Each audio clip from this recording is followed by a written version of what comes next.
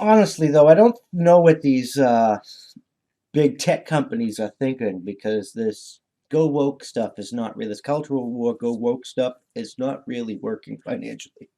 Um, they banned the initial ban. Every time they ban people, they lose funding and stock drops because they lose more than the people they ban. People they leave because people are banned because but they and then they banned like the other day they banned a bunch of more people. Twitter. This is Twitter specifically. So they banned that huge purge that came after the Capitol riots. Twitter lost what I think the internet said $5 billion, $5 billion. It might have been up to seven. Anyway, somewhere between 4 and 7. I know I'm not late. Let's see if I can look this up because I want to get it right. And then you got they did another ban recently within the last couple of days or so, in 70,000 ban, and they lost a few more $1 million. It's like crazy. Yes, Twitter stock drops. Tech lead stock retreat from record high.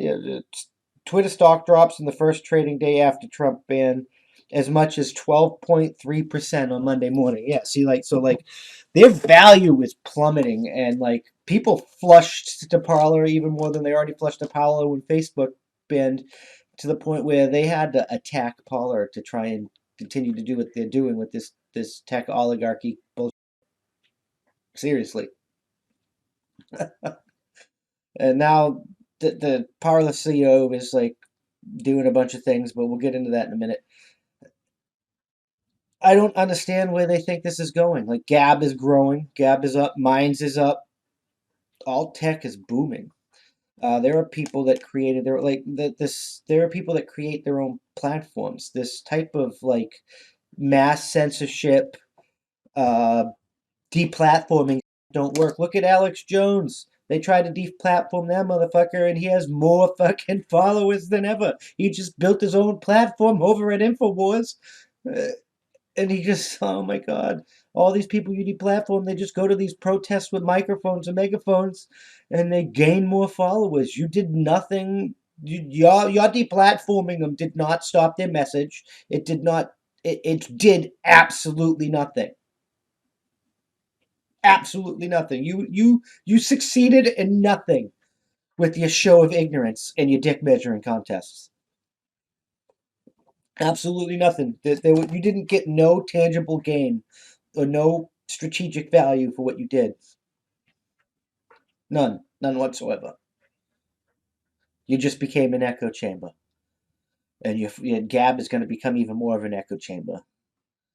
I mean, they started by like pretty like religious people over there, and that's not my thing. But you got to join all these alt. Hey, you got to do what you got to do to survive. Like those alt techs are gonna boom. Those like the ones that survive, like Gab, that has their own infrastructure in place and they have their own servers and they can because they just set up another server and they can survive. They're gonna grow because they can survive. And we got to bring some libertarians up over on Gab and start changing up that echo tamer, start mixing up that cultural salad because we need decentralized internet networks. We need communications that are secure, that the government, corporations, big tech, any tyrannical oligarchical any example, we can't allow our communications to be disrupted. Like I said yesterday, communications disruptions mean one thing: it's a precursor to war. It always is a precursor to war, whether it's intentional or unintentional. Communications disruption is the first step towards all-out war. The second is usually they try to disarm the local populace. And they're talking about trying to disarm us through executive order and stuff. And Biden was talking about a gun buyback. So, like, I think they want war. I think they want it. They want to take over the country. They want to depopulate us for this great reset stuff. And that's the ultimate goal. I think that's why Twitter don't really care about money. But they might not survive this though, because even if we depopulate or whatnot, the economy got to function, and the economy doesn't function without resources and money. And if you tank yourself, you're not going to survive what's to come. You're just not. The first Revolutionary War, like 30 years. Can you survive a full generation bleeding money? I don't think so. In a Great Depression, resource scarce economy, I don't fucking think you can. I don't know if they fully understand what they're doing. I think they're blinded by their tribalism because it just doesn't make sense to me. Long term survival, like as a business standpoint, it doesn't make sense to me. Because eventually the populist left and the populist right are gonna unite because they have a whole lot more in common than they do against each other. They're gonna unite. They're gonna burn this mug to the ground, and we're gonna reach a new great compromise. Our founding fathers designed the country that way. Our values were taught and instilled and written the way they were to produce this effect. It is the last check and balance. Hell, Thomas Jefferson's on record written down record quoting that it should happen every 20 years, or God help us when it does happen. And it's been a lot longer than 20 years. So God help us, huh?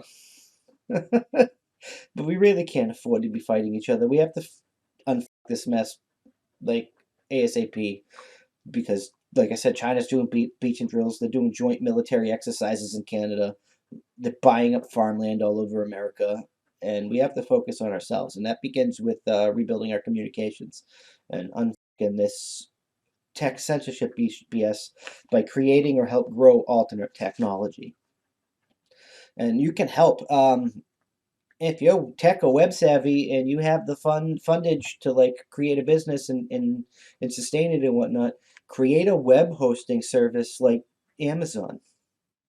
That way, it's an alternative for people like Parlor, so they can't happen what they're happen, and they can't like, oh, we don't think you're going to enforce your policies, and so we're going to tell you to enforce our policies, or feel the hammer, and they say no, and then the hammer comes down, and they get banned from the app stores, and like, all right, well, you just go on the browser or download the APK, and you can still put it on your phone.